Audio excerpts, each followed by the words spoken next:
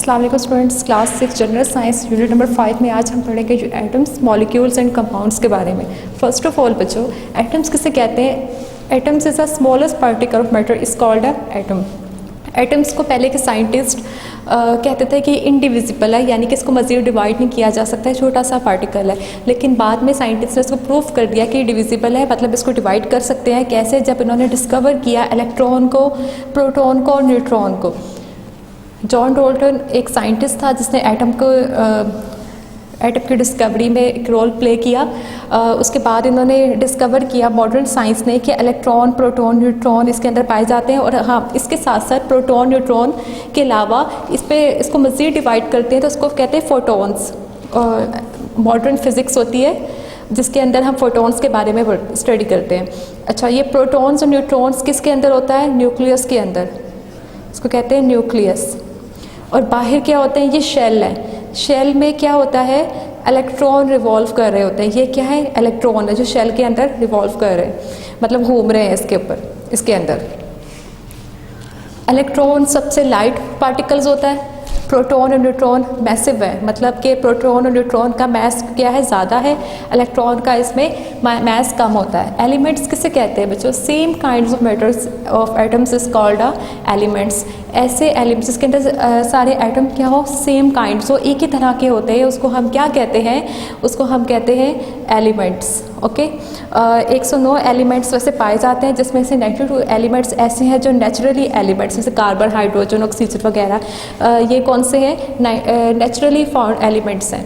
अच्छा, देखिए आगे है मॉलिक्यूल्स। तो एटम्स आपस में मिलेंगे तो क्या बनाएंगे? मॉलिक्यूल बनाएंगे। फॉर एग्जांपल, ये एक हाइड्रोजन है और ये Cl, ये दो एटम्स हैं, आपस में मिलेंगे तो क्या बनाएंगे? HCl। ये क्या हो गया? HCl एक मॉलिक्यूल है। ओके, जैसे फॉर एग्जांपल वाटर ले लें, H2O।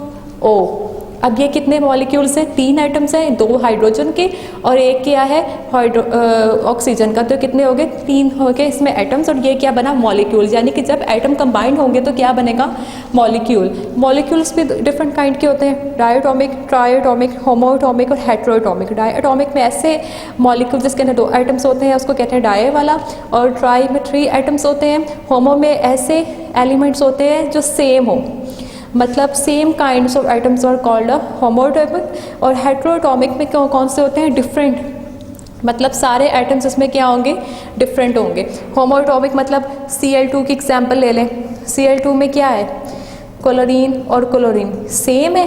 अब हेट्रो में डिफरेंट एटम्स होते हैं, HCl, H अलग और क्लोरीन अलग। ओके, तो ये हेटेरोएटोमिक है, ये होमोएटोमिक है।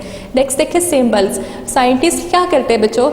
रिप्रेजेंट करते हैं एलिमेंट्स को किसके थ्रू? सिंबल्स के थ्रू। अब वो पूरी अगर वो इक्वेशन लिखे, फॉर एग्जांपल Na+Cl, तो अब ये सोडियम के पूरे स्पेलिंग नहीं लिखेंगे या क्लोरीन के पूरे स्पेलिंग नहीं लिखेंगे, उसके ये क्या डालेंगे? सिंबल। अब देखिए सोडियम का सिंबल क्या है? Na, एल्यूमिनियम का Al, सल्फर का S, क्लोरीन का Cl। या हर तरह के जितने भी एलिमेंट्स दुनिया में पाए जाते हैं उन सबको इसके सिंबल से रिप्रेजेंट किया जाता है, ताकि शॉर्टेज हो टाइम की। मतलब अब देखें, अब किसी ने सोडियम क्लोराइड का फॉर्मूला लिखना हो तो ये कभी नहीं लिखेगा कि सोडियम के पूरे स्पेलिंग और क्लोराइड के पूरे स्पेलिंग, तो जो ये बन गया सोडियम क्लोराइड, ये इस तरीका गलत है। ये क्या लिखेगा? इसका सिंबल्स लिखेगा। Na+Cl से क्या बन गया? NaCl। ओके, नेक्स्ट देखिए मेटल्स के बारे में पढ़ना है हमने। 70% क्या होती हैं? मेटल्स होती हैं एलिमेंट्स में से। For example gold, silver, lead, aluminium, इनकी सब कैरेक्टरिस्टिक होती हैं। ये कंडक्टर्स होते हैं और ये इसको मेल्ट करके अपने तरीके से, मतलब आप जिस तरीके से भी इसको शेप देना चाहें आप दे सकते हैं। और इनकी मुख्तलिफ फिजिकल प्रॉपर्टीज़ होती हैं। मेटल्स के अलावा बाकी सारे एलिमेंट्स को कहा जाता है नॉन मेटल्स। नॉन मेटल्स में फिजिकल स्टेट्स आती हैं, कुछ होती है solid, liquid, gas. For example sodium है, सॉलिड फॉर्म में है। क्लोरीन है, ये लिक्विड फॉर्म में। गैस की फॉर्म में ऑक्सीजन है। ठीक है, ये नॉन मेटल्स इसमें आती हैं। तो इसके for example fluorine, bromine, chlorine, iodine, ये सारे के सारे क्या हैं? हमारे पास नॉन मेटल्स हैं। तो बच्चों, आज के लेक्चर में हमने पढ़ा एटम्स के बारे में, एलिमेंट्स के बारे में, molecules, symbols, metals, non metals के बारे में।